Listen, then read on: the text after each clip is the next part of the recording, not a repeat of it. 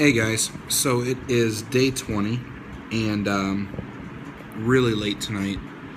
I've been sleeping all day after that huge hike that I took, so yeah, I'm gonna try to make this short and sweet. But so, went to the Sanjay Gandhi National Park, and it's kind of touted as this whole, giant nature preserve and then zoo and historical spot. And in all honesty, I mean, I don't even know how to describe it. So it looks like a zoo that time forgot, that was then turned into a way to charge people to sit in the park and eat and go check out the Kanhari Caves. And you first get there, it's like, okay, this is kind of cool. It starts out very similar to a zoo or any other kind of park. Go through the security gate, you pay your fees, you get to see, you see the maps posted and some directions on what's where and yada yada yada. And then you start walking, it's like, there's a lion and tiger safari, okay. And start walking some more, and then they got this little train that runs through there, and okay, that's cool. But the more you walk through it, you realize that it's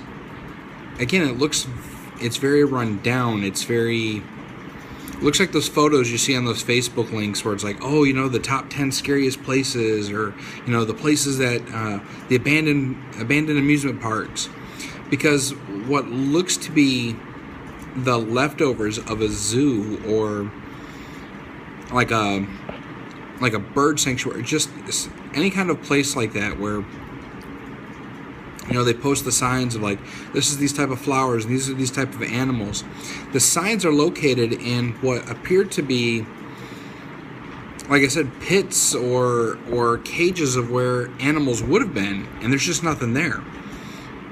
So it's kind of creepy, but at the same token, it's kind of a sign of what really happens here, or at least my perception on what I see. I see it a lot around India, actually. It's this whole, they're in such a rush to expand and, new buildings and new infrastructure and all this kind of stuff that they don't take care of what they have already designed and built. So you see all these buildings, they look all run down. You see this nature preserve, and it's like this creepy ghost town of a zoo. And people are still showing up, and people are there picnicking, and you see all of a sudden in the middle of this natural forest, essentially, miniature towns. Just people live there. It's not like it's like this campground. This is their permanent residence, and it's kind of weird. So if you go to Facebook, you'll see some of my photos. Sometime this week, I'll get the video uploaded. From the train ride, and you'll be able to see you're riding this train through the park, and all of a sudden, boom, you see a town and houses, electricity, satellite dishes, and there they go. They just broke camp and they have a town here. And when I talked to my coworker Mani about this while we were in Chennai, he was saying that there's a really big problem with squatters' rights, and once somebody basically assumes control of an area, they don't really have the rights to move them, which is really weird, because you'll see these signs posted up, property owned by so-and-so development, and then it's just filled with these little shacks where people are living. And it's like, I understand the humanity point of it, that, hey, people need places to live, they need shelter, but I also understand that there's got to be some kind of rules, some kind of governance, some kind of law and order, and you don't necessarily see that here. And you see that with the driving too, because when you watch, you'll be on a freeway and the lines are clearly painted. It's like, look, these are the 3 lanes and there's 6 lanes of traffic. Nobody gives a damn, and nobody cares enough to do anything about it to stop it. And again, I understand, progress, the amount of people in this country. If everybody stayed in the line, traffic was only the 3 lanes, it'd be miles and miles long. But to the same point, maybe traffic wouldn't be so screwed up and people could move along if everybody stayed in their damn lane and just follow the traffic. So, 6 of one and half a dozen of the other. There's tons of arguments, I guess, for the whole situation. It's almost as if the population of India has outgrown the country itself and there's just no way to control it. So, that's interesting to me. But back to the park. So, it was cool, right? So I get to the park and I'm walking around and I'm like, okay, I'm going to go see the lion and tiger safari. That'll be awesome. So I walk half a mile through this place, finally get to the safari, and safari's closed. So they put one of these old temporary, informational things up. And it's like this giant ghetto queue line where you walk in and they've got, just posters of all the different facts and statistics about lions and tigers. And okay, and then they've got a stuffed lion and a stuffed tiger in glass, and you can tell they've been there for quite some time because the fur is really deteriorated and starting to fall off the body. And it's just like, these were once magnificent creatures, and here their stuff just falling apart. And again, much like everything else in India, it's like, hey, we did this. Look, it's really cool. Okay, on to the next thing. Gone. And no one thinks twice about ever going back. So there's no upkeep. There's no maintenance. And I think that's part of the biggest problem that I'm seeing here. There's just no upkeep and maintenance, which is weird because if you look at the parking lot and if you watch people go about their days when they're parked,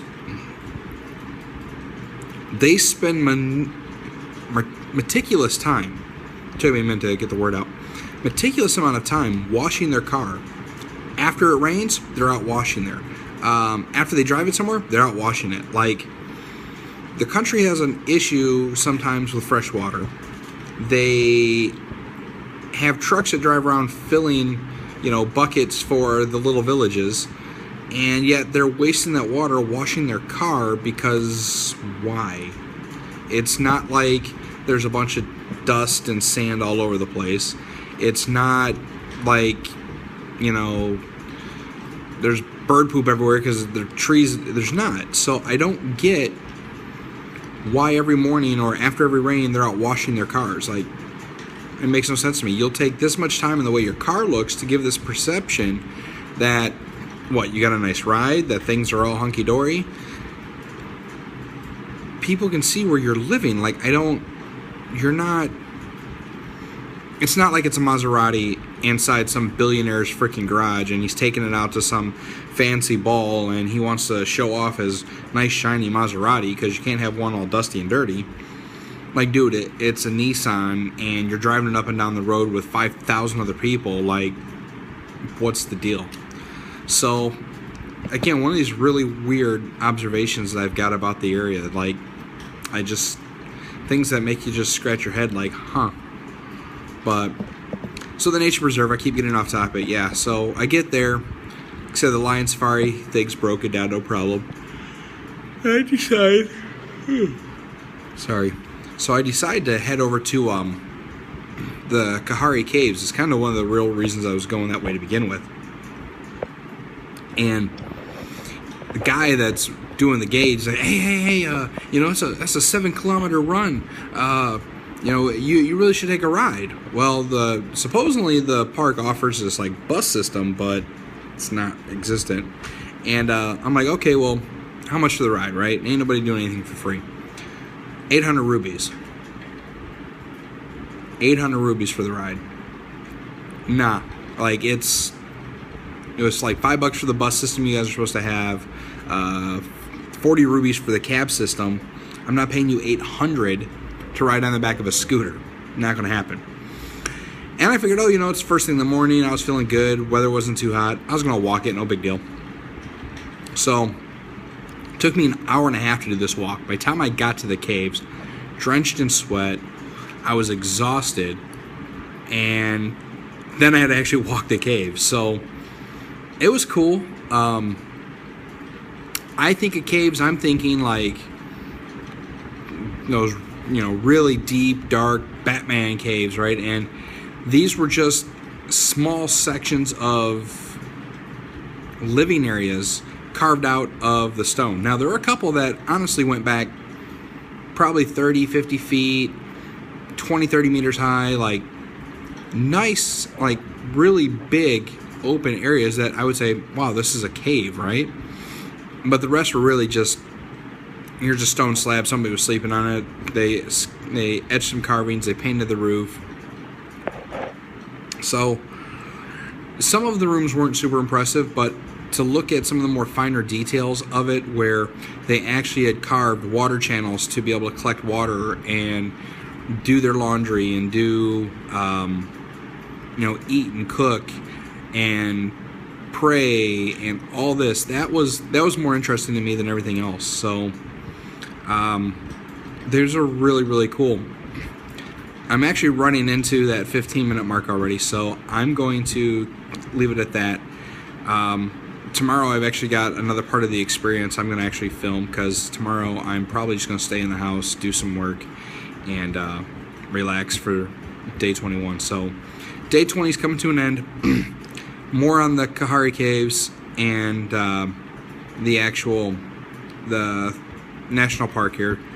I'll talk about that some more then, and some of the actual experiences of being an American in what's a very religious, historical part of the country of India. So that's a good point. But Kalahari Caves, if you ever get a chance to come out to India, definitely take the cab system, save yourself the 3-mile walk, and check out the park.